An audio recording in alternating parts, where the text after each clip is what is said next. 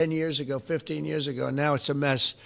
And we have great support in San Francisco, so I'd like to recommend that for inclusion, maybe in your next group. You'll get great support.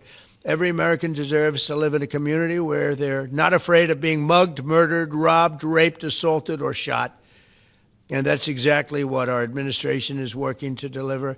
I didn't realize I was going to make this such a big factor in the administration. I didn't really campaign. I campaigned on crime, but I never thought we'd go into every city and take a really safe city that we've all been living with for years and make them safe. And now it's like a passion for me, and it's a passion for the people behind me. So I didn't get elected. I did get elected for crime, but I didn't get elected for what we're doing. This is many, many steps above. And I want to thank Stephen Miller, who's right back in the audience right there.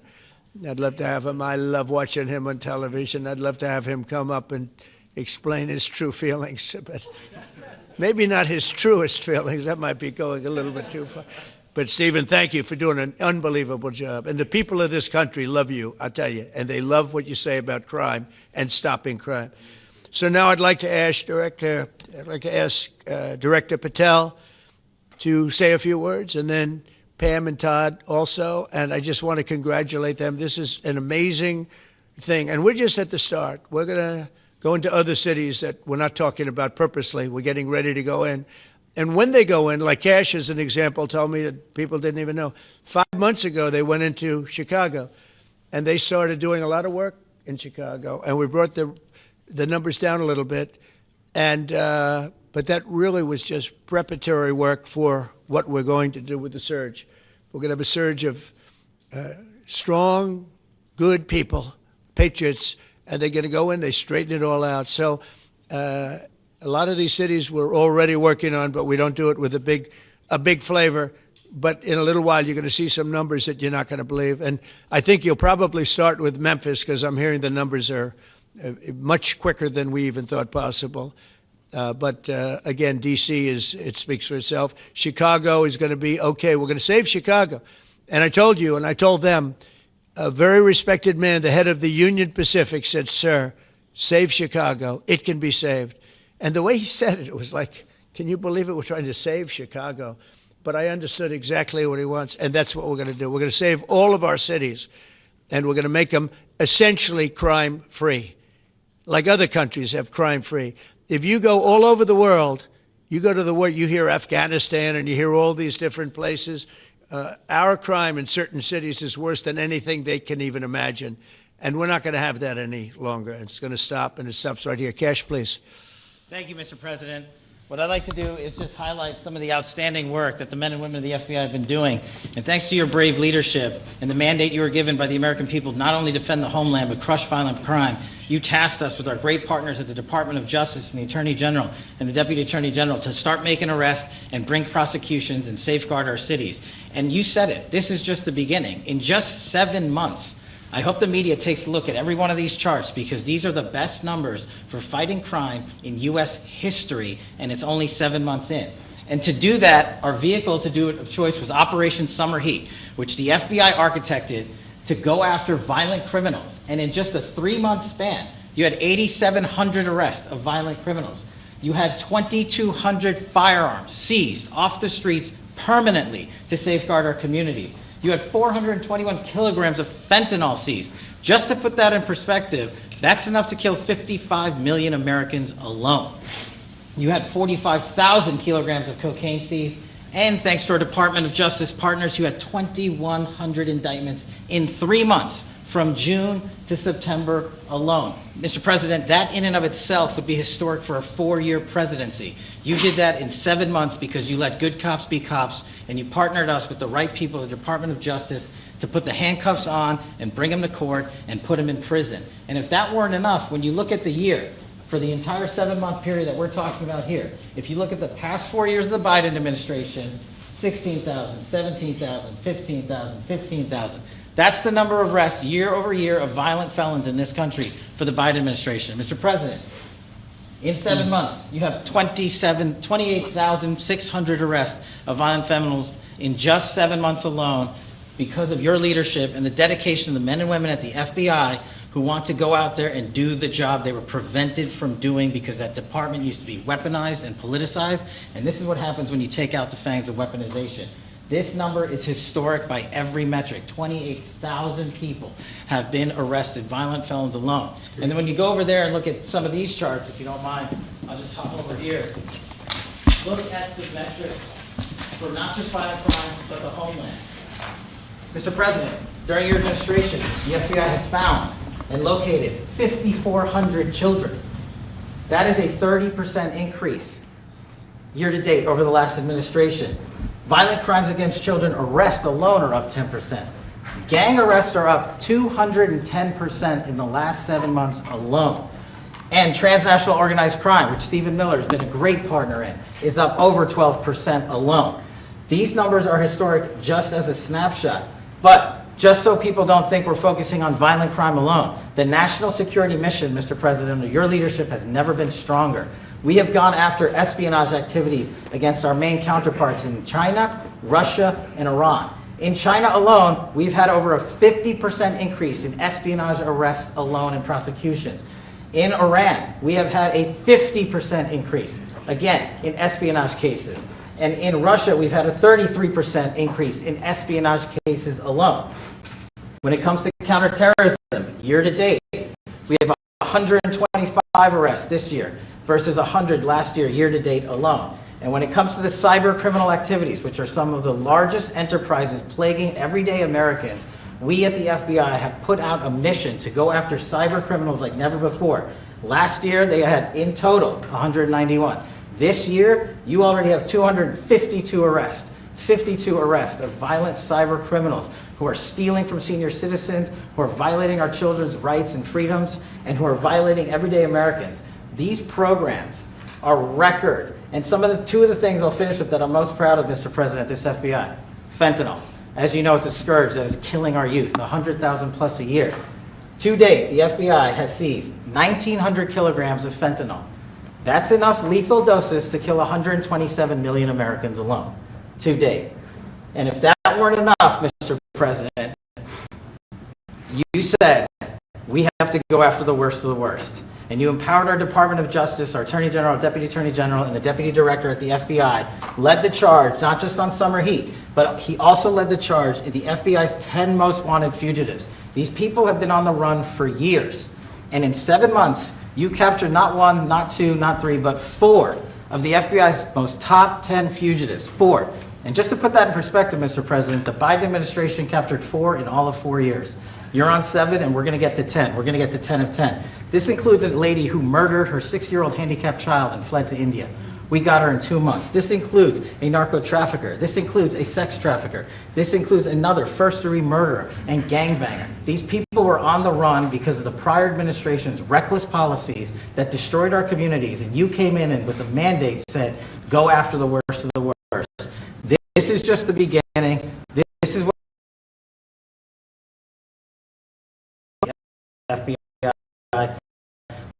Mr. President, I just want to thank you for your incredible leadership, our brave partnership with prosecutors who know how to bring cases and make sure these arrests stick. And that's what the Attorney General and the Deputy Attorney General have led the charge across this country, because arrests without prosecutions are meaningless. We are deterring criminals from doing this activity. We are preventing criminals from coming into America, and we are absolutely crushing violent crime like never before and defending this homeland, sir. And not to mention, I almost forgot this one, it took you, sir, 2 weeks to get the Abbey Gate bomber. Joe Biden had 4 years to look for him.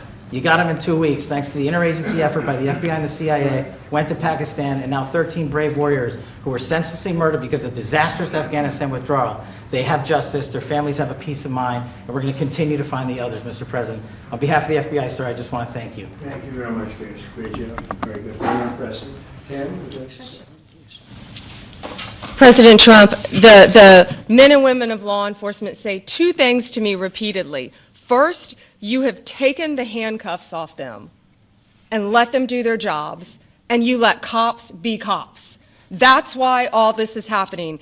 The director, the deputy director are working around the clock. All of these great men and women in the FBI, they have families at home, and they are working during a government shutdown right now. Many of them have small children. Many of them, I was talking to an agent this morning, many of them have babies at home, and they are working around the clock to not only keep our country, but our world safe. And that's what Operation Summer Heat did.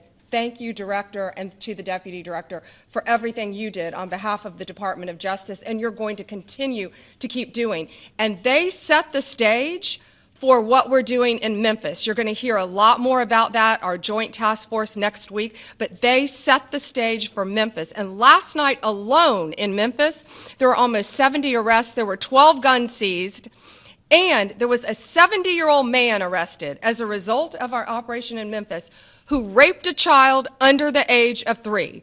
That one case makes everything we're doing worthwhile. So thank you all for being here on behalf of both of us. Thank you, President Trump. Thank you. Todd, you want to say something? Sure. Thank you, Mr. President. So this is a great day, and I think there's stats that the director talked about which are important, but I want to give 2 examples of what summer heat has done that actually will apply hopefully to everybody in this room. The first is for over 4 years during the last administration, there was a hotel in a town, the middle of a town in Alaska, that was being run as a drug den. There were over 1,000 calls to 911 over 4.5 year period. There were multiple violent crimes, drug dealers, overdoses, and murders at this one hotel, ruining a community. Summer Heat went in there, not only arrested all the participants that were controlling the hotel, but seized the hotel.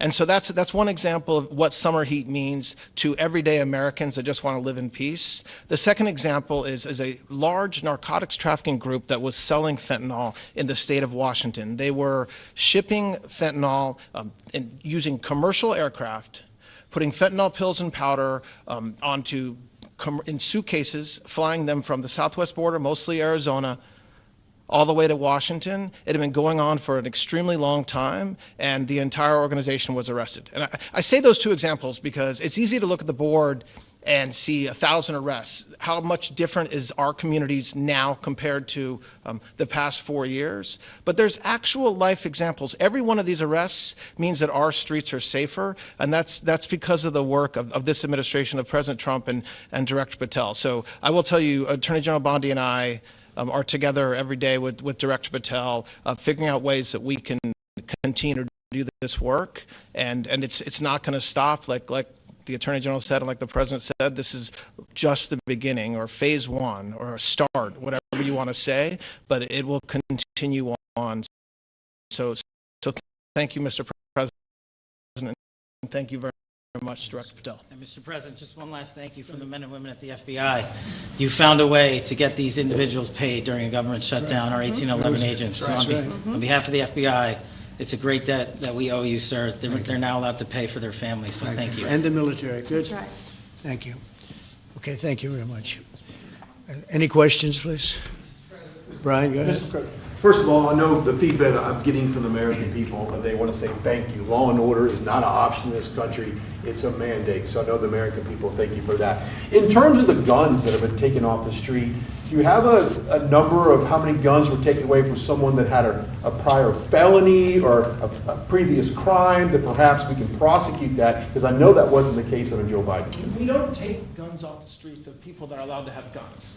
So every gun that we're taking off the street is because it belongs to somebody who is not allowed to have it. Could be a felon, could be somebody who hears illegally. There's all sorts of conditions. But if there's a gun taken off the streets by the FBI, it's because the person who has it is not allowed to. It's not somebody who's lawfully allowed to have it. So every single one of those guns were taken off of people that aren't allowed to have them.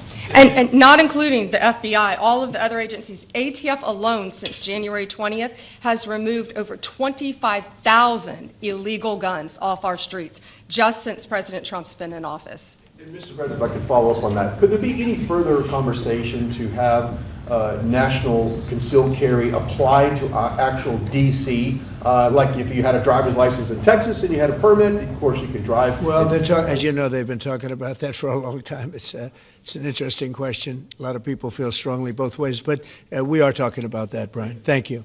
Mr. President, on Venezuelan boats, I want to ask you, why not have the Coast Guard stop them, which it is empowered by law to do? You know, this way you can confirm who's on the boat and ensure that they're doing what you suspect. Because we've been doing that for 30 years, and it has been totally ineffective. They have faster boats. Some of these boats are seriously, I mean, they're world-class speedboats, but they're not faster than missiles. But we've been trying to do that for years, and so much of the drugs, 25–30%, would come in through the seas. Right now, we have, I would say, none coming in through the seas. In fact, I don't know about the fishing industry. If you want to go fishing, a lot of people aren't deciding to even go fishing. We've almost totally stopped it by sea. Now we'll stop it by land. What's the next But step? it never worked. It never worked when you did it in a very politically correct manner. What's the next step in this war on cartels, and are you considering options, are you considering strikes on land? Well, I don't want to tell you exactly, but we are certainly looking at land now because we've got the sea very well under control. We've had a couple of days where there isn't a boat to be found. And that, I view that as a good thing, not a bad thing. But we had tremendous amounts coming in by boats, by very expensive boats. You know, they have a lot of money, very fast, very expensive boats that were pretty big. And the way you look at it is every boat that we knock out, we save 25,000 American lives. So every time you see a boat and you feel badly, you say, wow, that's rough.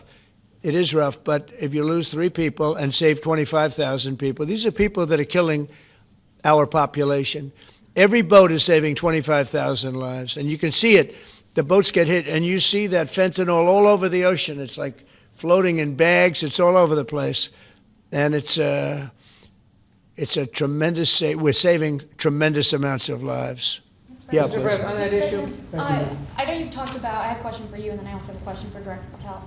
I know you talked about having some distaste for Boston recently. Is this one of the cities that you might be looking into, and can you give us a hint about other cities that you might be You're sending saying federal for where? funds to? For where? For Boston. Yeah, well, Boston has a bad mayor who at least is a reasonable IQ person. You know, most of them are low IQ. But, and they're so bad. I mean, what's going on in Chicago is just, you'd think the guy would say, hey, look, we have a problem, Mr. President. Could you come in and straighten it out? We could have that done in a month if we had their cooperation. It's going to be done anyway, but we could have it done in a month. Yeah, Boston, she's got 4 areas that are, wrong. And, somebody said, would we think about taking the World Cup away from Boston if they don't straighten it out? The answer is yes, we have the right to do that with FIFA. So if we think that LA is going to be bad, or we think that applies a little bit to the Olympics too, but we'll talk about FIFA first. FIFA is very hot. If we think there's any reason that, whether it's Boston or anywhere else, that they're not doing their job, we're going to take those World Cup games and move them someplace else. Thank you. And then Director Patel, there's been so many conspiracy theories swirling around about the assassination of Charlie Kirk. Do you have any updates for us, especially in light of all the online content that everyone's been talking about? The only thing we deal with at the FBI and the Department of Justice is facts. And we delivered at record speed a manhunt to capture Charlie Kirk's alleged assassin in 33 hours. And if you put that in perspective to Luigi Mangione or the Boston bomber, they took them 5 days and a police officer lost their life in their manhunt. We are running out absolutely every single lead. And the best thing we can do to honor my friend Charlie Kirk's life is to make sure that everyone involved is prosecuted to the full extent of the law. And that's what we're focused on, investigating the facts, not trading in conspiracy theories. Okay. Mr. President, thank you so much. Thank you. In light of China's export curbs on rare earths, do you view India as a reliable partner going forward? And are you planning to meet Prime Minister Modi in Malaysia? Are you open to talks in terms of Yeah, trade? sure. He's a friend of mine. We have a great relationship. He just said that 2 days ago, as you know. We have a great relationship. No, we were not happy with him buying oil from Russia, because that lets Russia continue on with this ridiculous war where they've lost 1.5 million people, by the way. Russia's lost 1.5 million people, soldiers mostly. This is a war that should have never started, but it's a war that Russia should have won in the first week and they're going into the fourth year. And I want to see it stop. So I was not happy that India was buying oil. And he assured me today that they will not be buying oil from Russia. That's a big stop. Now I got to get China to do the same thing. You know, that is relatively easy compared to what we just did over the last week in the Middle East. Middle East was 3,000 years, and we got it done. This is 3 years, and I think we'll get it done. I think that President Putin, I think he wants to get it done. We'll see. There's a great animosity between him and Zelensky. You probably have noticed, right? And it's, I think it's hurting the process. Yeah, please. Mr. President, thank you. Curious, why did you authorize the CIA to go into Venezuela? And is there more information you can share about these strikes on the alleged Well, I can't drug do busts in that, the but Caribbean? I authorized for two reasons, really. Number one, they have emptied their prisons into the United States of America. They came in through the, they came in through the border. They came in because we had an open border policy. And as soon as I heard that, I said, a lot of these countries, they're not the only country, but they're the worst abuser. And they've entered they've allowed thousands and thousands of prisoners, mental institution, people from mental institutions, insane asylums, emptied out into the United States. We're bringing them back, but that's a really bad, and they did it at a level that probably not, many countries have done it, but not like Venezuela. They were down and dirty. And the other thing are drugs. We have a lot of drugs coming in from Venezuela. And a lot of the Venezuelan drugs come in through the sea, so you get to see that. But we're going to stop them by land also. Does the CIA have authority to take out Maduro? Oh, I don't want to answer a question like that. That's a ridiculous question for me to be given. Not really a ridiculous question, but wouldn't it be a ridiculous question for me to answer? But I think Venezuela is feeling heat, but I think a lot of other countries are feeling heat too.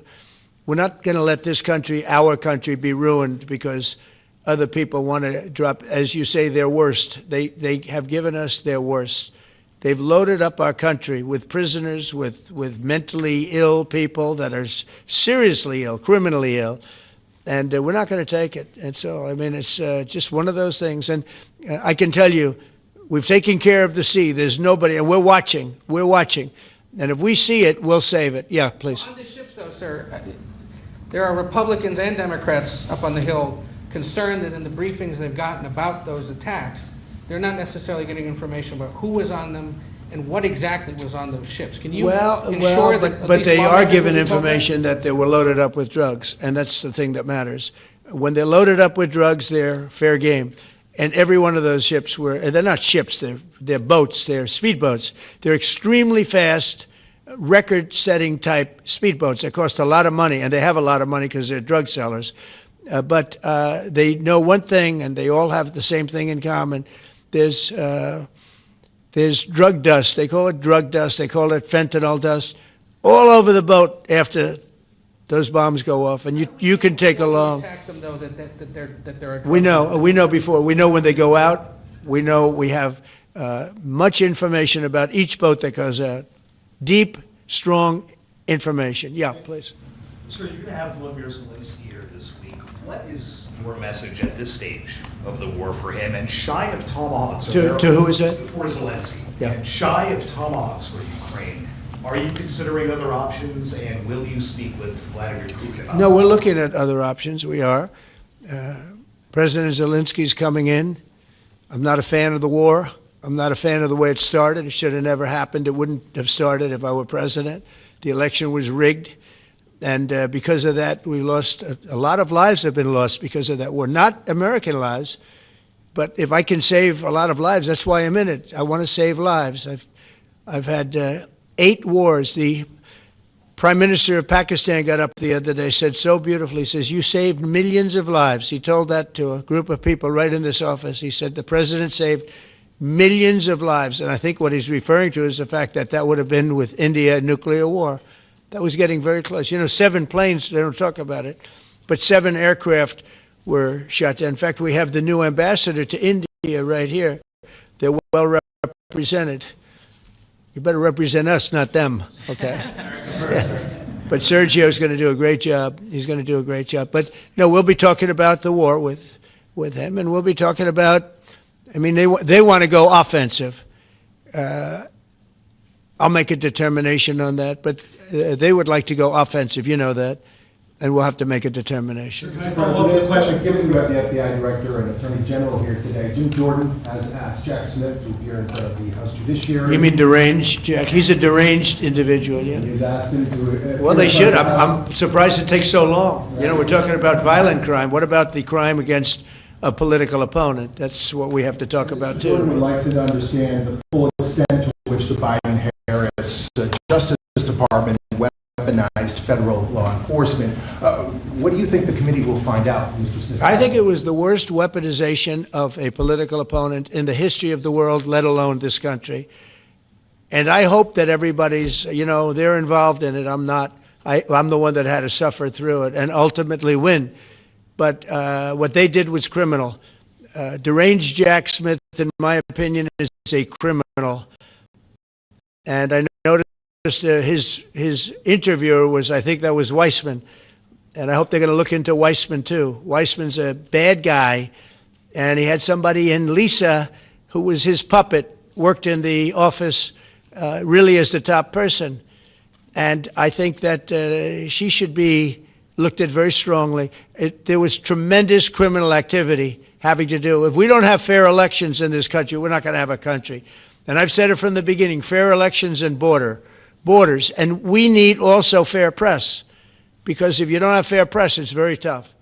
And we've got the strongest border of anybody. Nobody has a border. We have a border where the numbers just came out again. You saw 0 people came in illegally. Now, we do take people into our country legally, but 0 people. But, you know, you're talking about a different subject. You're talking about political crime. They have committed massive political crime. I hope they're looking at Shifty Schiff. I hope they're looking at all these people. And I'm allowed to find out. I'm allowed to, you know, I'm, in theory, the chief law enforcement officer.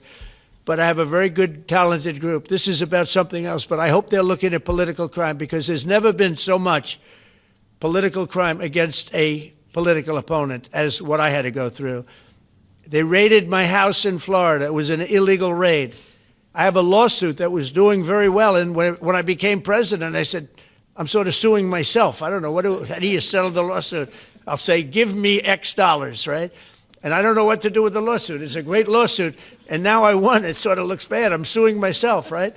So I don't know. But that was a lawsuit that was very strong, very powerful. They raided illegally my house in Florida, Mar-a-Lago. They went through the drawers of my young son. They went through all of the cabinets and drawers of the First Lady. She walked in, she said, wow, what happened?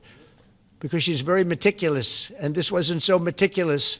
As she looked into the drawers and she saw everything a mess. It's what they did against a person that just got out of office. And then you look at these corrupt people. You look at Hunter Biden. You look at the signature. As an example, the Auto Pen. I just signed so many different things. An admiral, a 4-star general. I'm signing them left and right, the commissions. And by the way, I want to compliment John Thune and also Mike, our great speaker. But John Thune, all of a sudden I'm getting these things by the hundreds. I was getting one every 2 weeks. It would have been 4 years before you got them in more. You would have had some that didn't even get in, all because of Democrat obstruction. So John Thune did a great job. I must have signed 200 into the administration. We're just about caught up. It's amazing. And so compliments to John. He had to do some things that were very tough to do that he didn't want to do, but he was forced to do it by the Democrats. And as far as the shutdown's concerned, this is a Democrat Schumer shutdown.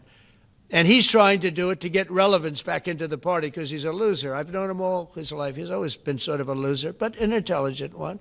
But I think he's losing IQ points with time. I think that happens. I hope it hasn't happened with me. I know if it did, you guys will let me know about it very quickly. Question on violent crime, sir. Here in D.C., a judge has given the 2 teenagers that beat up ex-Doge staffer Big Balls probation. That's incredible. And no jail time. Is this justice? Jeanine Pirro is doing a fantastic job, and she is beside herself because you have these radical left judges that they beat the hell out of this guy. And there was many people against this one guy who was really trying to protect his girlfriend. He didn't want to hooded over the door but they really beat him up badly. That just happened, right? Yes. Wow, that's terrible. I think the judge should be ashamed of himself. That's a big problem. You know, they can do their job, and then they go into a court, and the people are protected by these, I don't know where they come from. Where do these people come from? Where do the judges come from? I want to compliment on behalf of Pam and Todd and all of us, because, Kash, I think that Janine has done a fantastic job. And the case I heard was like flawless. It's a flawless case. They have them on tape. They have everything. And then a judge gives them a little probation. These are rough guys. And they're young. And if that happens, they're going to grow up. They're going to be real bad. They're going to cause a lot of problems. Yeah, please. Go ahead. So, Sergio Gore has just gotten back from India. What were the conversations like with Prime Minister Modi and the other? I think they were great. He reported to me that he's a great man, you know. Modi is a great man.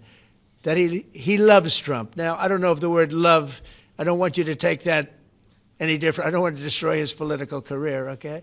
But you have to understand, I've watched India for years. It's an incredible country. And every single year you'd have a new leader. I mean, some would be in there for a few months. And this was year after year after year. And my friend has been there now for a long time. And he's assured me there will be no oil purchased from Russia. I don't know, maybe that's a breaking story. Can I say that? Would you say? There will be no oil. He's not buying his oil from Russia. It started. You know, you can't do it immediately. It's a little bit of a process. But the process is going to be over with soon. And all we want from President Putin is stop this. Stop killing Ukrainians and stop killing Russians, because he's killing a lot of Russians. Again, it doesn't make him look good. It's a war that he should have won in 1 week, and he's now going into his 4th year. That does not make this big so-called war machine look good.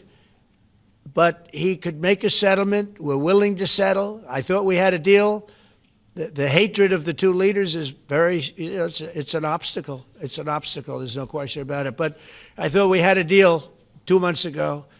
Who would think I created peace in the Middle East and can't get the two guys to settle? But I think we'll get them. But if India doesn't buy oil, it makes it much easier. And they're not going to buy it. They assured me they will. Within a short period of time, they will not be buying oil from Russia. And they'll go back to Russia after the war's over. Jennifer? On the shutdown, sir, are FBI officials being paid right now? Are all the FBI employees being paid, and are all the... Well, that's what I understand. I hope so. Thanks to your great work, Mr. President, the 1811 special agents at the FBI are going to receive their paychecks. Got a lot of people paid, actually. We got the people that we want paid, okay? And we want the FBI paid, we want the military paid. We got the people that we want paid. And I'll tell you, the Democrats, they don't talk about this. You know, we're getting rid of programs that we didn't like, but that were negotiated in, but we didn't like. We're terminating those programs, and they're going to be terminated on a permanent basis. And it's thousands of people, and it's you know, billions of dollars. We're getting rid of a lot of things that we never wanted because of the fact that they made this stupid move. And they don't want to talk about it. You know, they have their day coming up. I hear very few people are going to be there, by the way. But they have their day coming up, and they want to have their day in the sun. But they should really make a deal. So what we're doing, I mean, they call him Darth Vader, but he's actually a very nice person, Russell Vogt. But Russell Vogt is really terminating tremendous numbers of Democrat projects. There's not only jobs, I mean, the project in Manhattan, the project in New York, it's billions and billions of dollars that Schumer has worked 20 years to get. It's terminated. Tell him it's terminated, Jennifer. All right. On Hamas, sir, what is your understanding of the pace of returning the deceased hostages? Are you pleased? Well, with they're that looking pace? for them. Absolutely. They're looking. So we have the living hostages all back. They returned some more today. It's a gruesome process. I almost hate to talk about it. But they're digging. They're actually digging. There are areas where they're digging and they're finding a lot of bodies. Then they have to separate the bodies. You wouldn't believe this.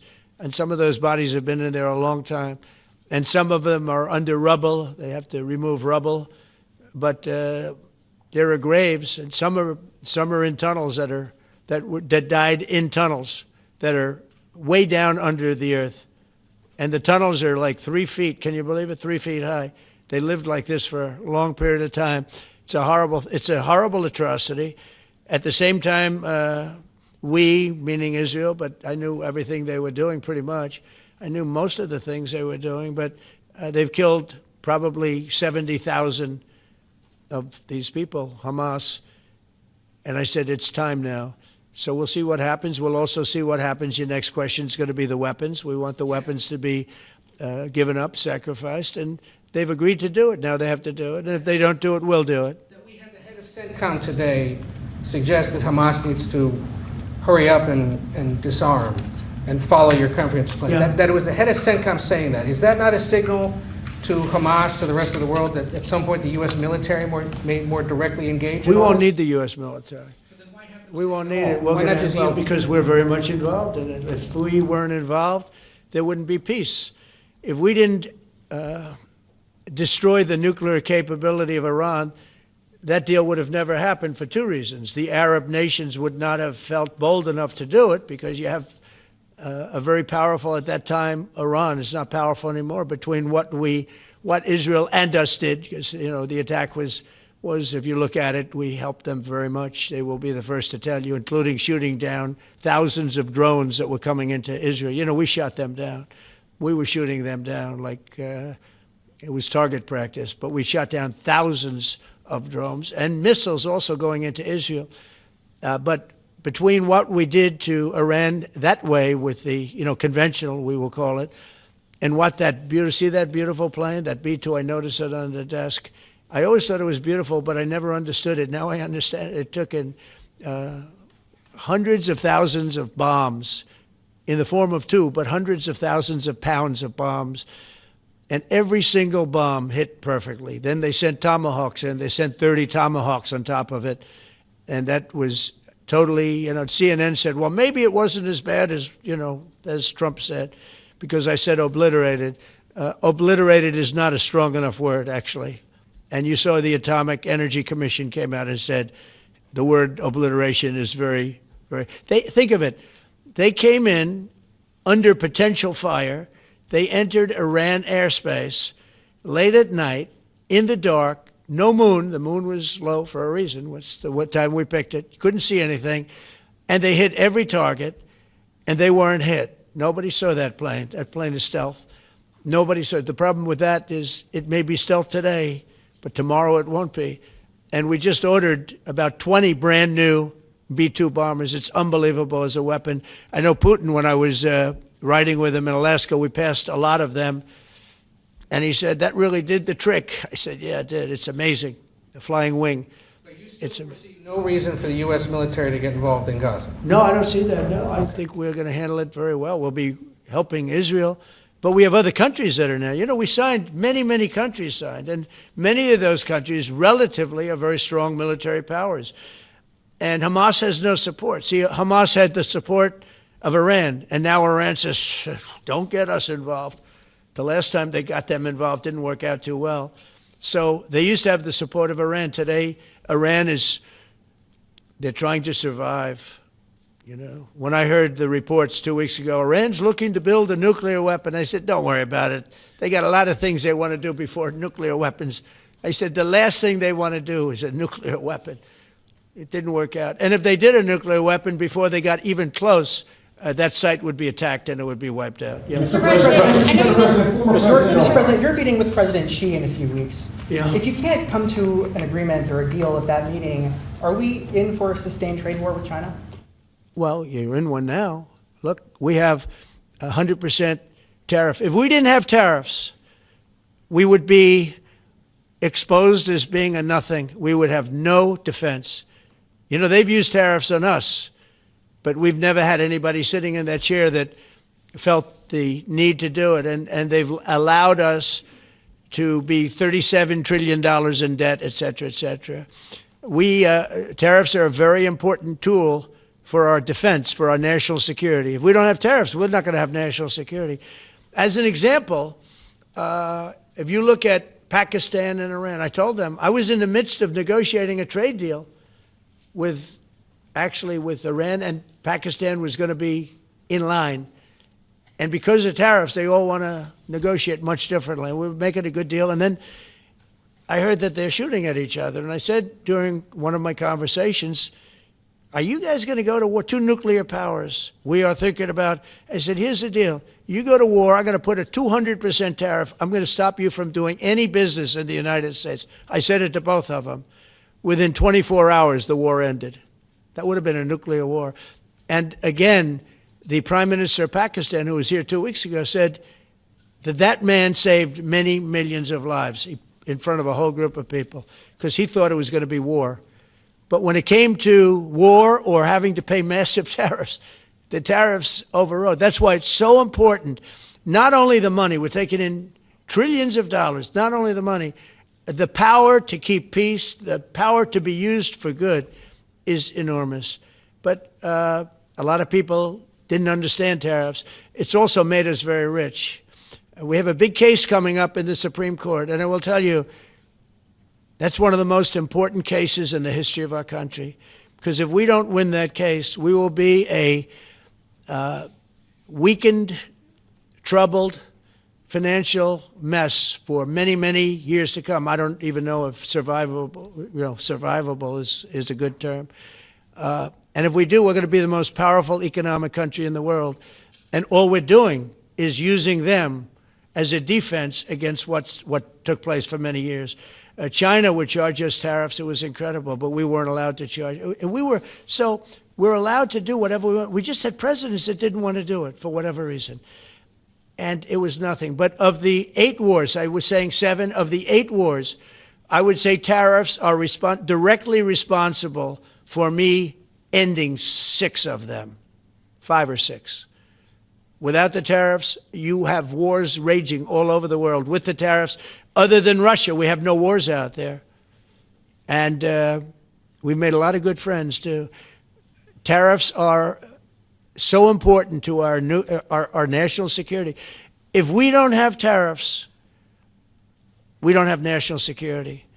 Our country would suffer a level that, because they're used so strongly on us. As an example, the European Union, they won't take our cars, they won't take our agriculture, they won't take anything, but they send their cars in, Mercedes, BMW, Volkswagen, by the millions. We don't send any cars. They don't take them. They were tariffing us out. Agricultural products, they don't take our agriculture. They want their farmers to do it. I understand that. But it was very unfair, and they were tariffing our product. They're keeping out by using tariffs. And we didn't use them, but I used them. And now we made one of the great deals with your $650 billion they pay us. And we've evened it out. It's really a good thing to see. And you have to understand, they've all signed. Japan, South Korea. I mean, South Korea, $350 billion up front. Japan, $650 billion. And they've all agreed to it. They're all happy. But before, it was a total ripoff. And if we don't have the use of tariffs, we have no national security. This country will have no financial security, will not have national security. And the people that brought the lawsuit are people that are aligned with foreign nations that are now being treated fairly as opposed to just ripping us off and ripping us asunder. So, but if we are not allowed to use what other people use against us, there's no defense. It'll be a disaster for America. That's why I think I'm going to go to the Supreme Court to watch it. I've not done that, and I had some pretty big cases. I think it's one of the most important cases ever brought, because we will be defenseless against the world. Okay? You'll go to the tariff case? Did you have one? Yes, please. Thank you, Mr. President. I want to ask you about the Georgia Senate race. I know it's very early, but there's several Republicans in that field that are vying for your endorsement. A lot of good people in that field. Yes. I know all of them, actually. I haven't made a decision on that, but you have some very good people in the Georgia Senate race. Well, Governor has endorsed. No, I know. The governor has, and he's spoken to me about it a lot. He likes that candidate a lot. And I understand that. I haven't made a decision yet.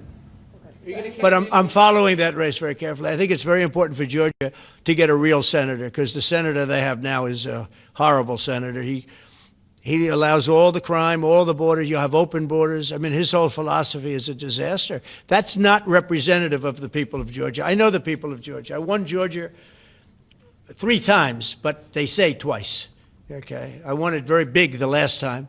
And I won it big the first time. And I won it big the second time, but we had criminals that didn't allow, I mean, I hope they're going to go into that. I hope they go into the votes which are being stored in Fulton County and take a real look at those votes, okay? Because I won it the second time, too.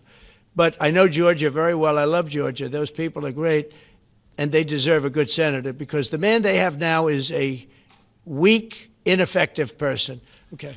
New Jersey and Virginia. President, I wonder what you make of By the way, you won Georgia 3 times. Just Yeah, I agree. Do you agree with me? I And do. he's the media. For someone that He's the media. spends a lot of time in Georgia, I believe you won that. Yeah, okay. I really have a question about You know, the word believe isn't strong enough, right? Yeah, You I know. there you go. It's true. I know I won too. We have the great Newt Gingrich. Newt, you agree with us? Good. Otherwise, I'd have him dismissed immediately from the room. You know, his wife, as you know, is becoming an ambassador to a great country, Callista. So congratulations. And we're going to take a picture. And the only reason I'm doing it, he speaks so well of me. He said, I'll go down as the greatest president in history. And then he blew it. He said, I'm not sure if I put him above Washington or Lincoln. So I'm not that happy about that, dude. I've got a question about the weaponization of the DOJ. The media often says your department is weaponizing Yeah, the DOJ. yeah, that's the opposite. It's the opposite. Todd, you represented President Trump and probably the greatest weaponization of the DOJ by Alvin Bragg. You know firsthand, if you can describe what you saw under the Biden administration and how they weaponized the DOJ. Well, I mean, I think it's hard to describe what happened in those last 4 years against President Trump. Alvin Bragg, a local prosecutor, his office staffed by somebody from DOJ. Jack Smith picked as a special counsel, staffs his entire office with DOJ prosecutors. And then there are countless things that happened, all in writing, most of them on the docket, that require no explanation except a complete abomination of the place that the Attorney General and I run now and Director Patel. So when people talk about this department weaponizing, it's embarrassing. Because there's no scenario in which you can look at what we're doing, restoring justice, doing the right thing in every single case, and say that that's weaponization, and yet remain eerily silent about what happened for the past 3 years. I mean, you read these articles and giggle, because it cannot be true that people really think that what they did to him, not once, not twice, I'm still counting 3, 4 times, but we're the ones that are weaponizing. So this man is not weaponizing the Department of Justice. We're not weaponizing the Department of Justice. It's the opposite. I mean, and also, nobody questions what I'm saying because it's true, because we all lived the past 4 years. So listen. They never want to bring up the details. But I watch the fake news, and oh, he's weaponized. And he wants to send them to prison. He wants all this. They indicted me like 5 times. I took a mug shot. Who would have thought it turned out to my favor? Because it was a good shot. But I had to take a mug shot. It's right out there in the door. New York Post, front page of every paper in the world. I had a mug shot. They wanted to send me, nobody says that.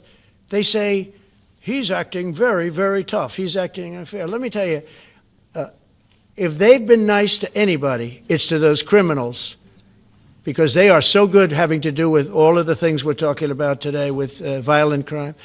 But if anything, I think this Justice Department has been so respectful of the law, because the other Justice Department, with Rita or Lisa and all of that scum, real scum, what they did to the political opponent of a guy that has a seriously low IQ. Now, in his case, it was low based on his career, but it got real low, okay? It was descending rapidly. But what they did to go after his political opponent is legendary, worse than any third world country, banana republic. And what we're doing is nothing. Are you kidding? Nothing. They write stories. Why aren't they doing this? And we'll leave. I don't have to leave it up to them, but I choose to at this moment at least. But there's never been anybody treated in the history of politics. You know, they say the 2 worst treated presidents by the media, etc., was that man right there, the late, great Abraham Lincoln, and this guy right there, Andrew Jackson. They say Andrew Jackson was treated terribly. They give him number 1 and number 2, but that was before I came along, Newt. I say I have number 1 times 10. Nobody's been treated like I've been treated. And I did a great job. You know, we had a great first term. And we had one of the most successful economies in history, et cetera. I rebuilt the military. We did a tremendous amount. The last part, we had a horrible thing called COVID, and we handled that well. We made ventilators for nations all over the world. We did a great job. Probably never get credit for it. Look at the therapeutics, the Regeneron, all the different things, the vaccines, all the things we did. We did a great job, but we had to focus on that. But we had the best economy in the history of our country. We're blowing it away right now. Look at the stock market. It hit another all-time high today. That's 48 days out of the few days that I've served. 48 days have already hit record highs. And we have, maybe most importantly, the number, we have now, I was saying 17, it's over $18 trillion is being poured into our country. It's because of the election and because of tariffs. Without the tariffs, you wouldn't have probably 18 cents. It's because of the tariffs, because there are no tariffs if they build in our country. And they understand that. So we have medical companies coming over. We have the AI. We're dominating China in AI. Everybody said that's impossible. We're dominating. I'm letting these massive plants build their own electric generating plants. They're becoming utilities in addition to everything. Maybe they'll make more money with that, who knows? But they're building their own electric because we have an old grid. You wouldn't be able to do that. And we're dominating China. We're dominating with AI, which seems to be the new big thing. That's the new internet. That's the new whatever. So we're very happy with the job we're doing. I'm very happy with the job they're doing. But when you tell me about attacking a political opponent, there's never been, and I'm a legitimate opponent. I watch my son. He's got the #1 best-selling book now. My son, Eric, is a wonderful kid. That guy spent so much time with subpoenas. He got more subpoenas than anybody in the history of our country. Think of it. And he's an innocent, good boy. He's a good kid. He's always been a good kid. All of my children are good. They went through hell. My children went through federal grand juries on a hoax. Think of it.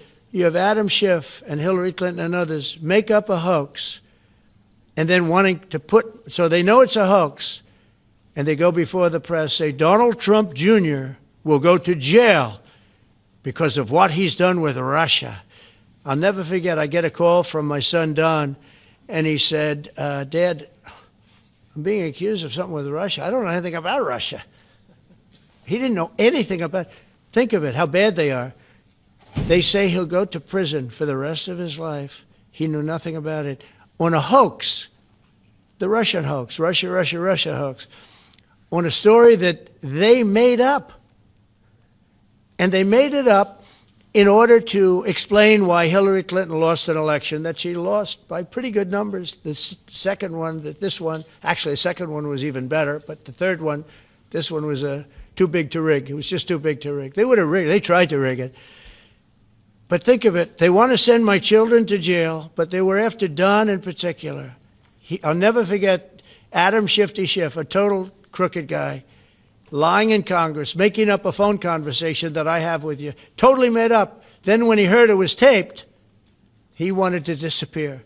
And Nancy Pelosi went crazy because they wanted to impeach me based on the conversation that was made up. When they heard the tape, everybody, I won it unanimously in the Republican Party. I got every single vote, something that never happens, and I beat it.